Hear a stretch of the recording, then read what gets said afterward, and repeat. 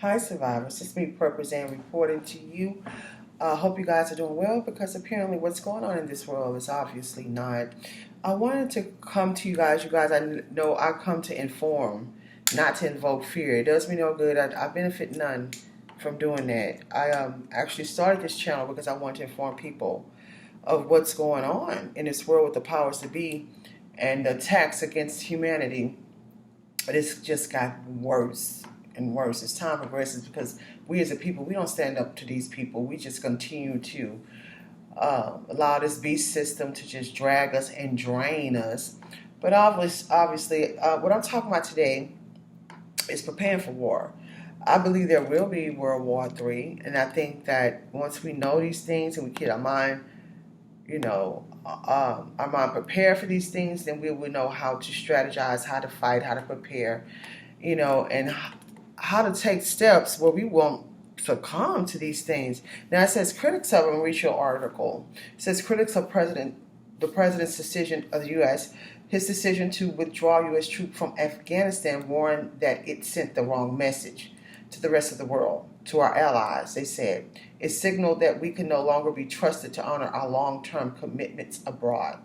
To our adversaries, it showed that the United States had become a paper tiger whose threats they could safely ignore. Now, many critics of this administration, I have to be careful saying these people's names, policy in Afghanistan are worried that he is making a similar mistake in Ukraine by failing to respond firmly enough to the threat of a Russian invasion. Since 2014, when Russia annexed Crimea, the Russian president has been fomenting a separatist insurgency in the Donbass, a largely Russian-speaking region in eastern Ukraine. At least 13,000 people have died in this simmering conflict. Last July, Putin published a 5,000-word essay in which he argued that Russians and Ukrainians are historically one people, not two, and accused the West of trying to drive the two countries apart. Since then, Russia has massed nearly 100,000 troops along its border with Ukraine, causing alarm not only in Kyiv, but also throughout Europe. Not one in the West seems sure whether Putin is bluffing or preparing for a ground war. But Washington is taking no chances. On December the 7th, President Biden held a 2-hour video meeting with Putin to express U.S. concerns about Russia's troop movements. The U.S. president warned that the United States would impose severe sanctions on Russia if it invaded Ukraine. He also discussed the possible terms of a settlement satisfactory to both Kyiv and Moscow. It goes on and on and on. It's hard for me to believe anything that these leaders say. I look at what they do, and what they've been doing is setting us up for failure. Over here in this country, they've been setting this whole country to eventually be destroyed. They're doing a really good job of it too. I learned that you don't give the devil credit because they give him more power, but not to give it any power because it's so evil. But it's apparently what's going on now. All the choices that this president of this country has been making has been choices to set this country and the people in this country up for failure. And they're right. It also shows the world that this country is weak and that they could do anything with this president in office because he's a part of an elite plan to destroy this country and to show any weakness where other people like the Russians can go in and do what they want to our allies and, God forbid, to us. So with that being said, y'all, I think it's important that we prepare for war. Ukrainians are doing it. Their civilians are over there training for war right now as we speak. And we should too. We should really be training as well because we have a war against our own government. I have to say allegedly, but that's what's been going on. Look at what they're doing. They've waged war against us. If y'all go back to some of my YouTube videos months ago, I have a video called They've Waged War Against Us. This is war against us. This is war against our families. Dropping illnesses out here for everybody to get sick, allegedly.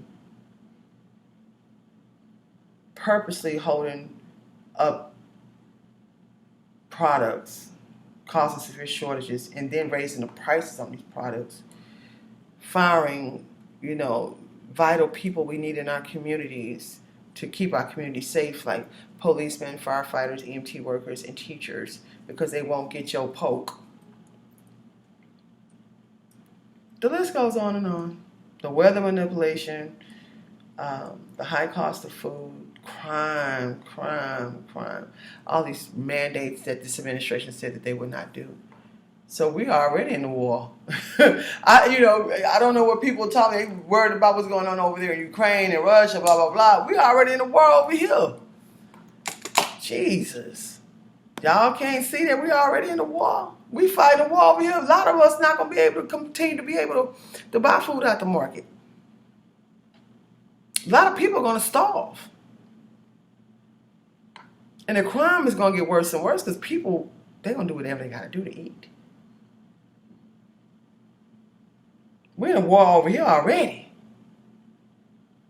We might be drove out of our houses. We might not be able to stay in the same place we're living in. Especially in these cities. These cities are terrible. I'm on my way out these cities. I'm telling you that now.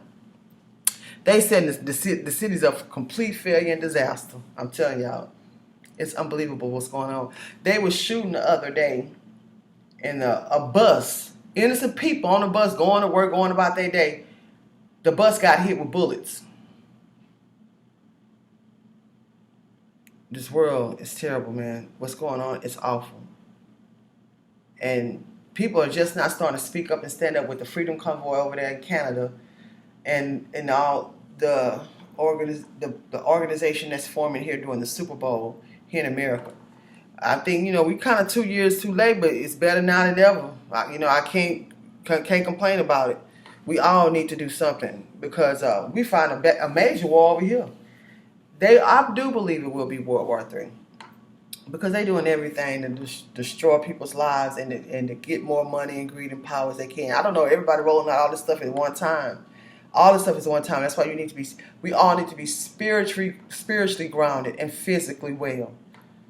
Mentally, physically, spiritually. Everybody in the prepping community mostly always think about prep, store this, store that. Yeah, you do that. That's very important. But you also need to have your body together if you are not disabled physically, where you can be working out every day, training. Y'all, I walk every day. I jog. I dance. Drinking a lot of water. And if you're not fasting and praying and, whatever you believe in spiritually, immersing yourself with that word to help believe your faith. And once your faith is built, you can get through anything if you believe you can. But you have to do things to medicate. When I say medicate, I'm not talking about with medication. I'm talking about like with the scriptures and prayer. And that's my medicine spiritually. And I even talk to a therapist. That helps me. Or just go out on a long walk and have a friend you can hang out with at times. And, that where you have a like mind, do things to help yourself mentally and physically and spiritually to get you through these times. Well, we're fighting a war now, and we have to prepare for this other war. Things have gotten out of hand, out of control. The only way we're going to be able to get through it is being self-reliant. I really feel that way. And having a sound mind and body, because this stuff is enough to make somebody go crazy. If you don't, it's just a lot. Wearing masks for 2 years, can't even hardly breathe. I'm like, what are these people trying to do to us? I'm just over it. I'm about to go back where I was, hunker down, and let this stuff blow over. It might be years.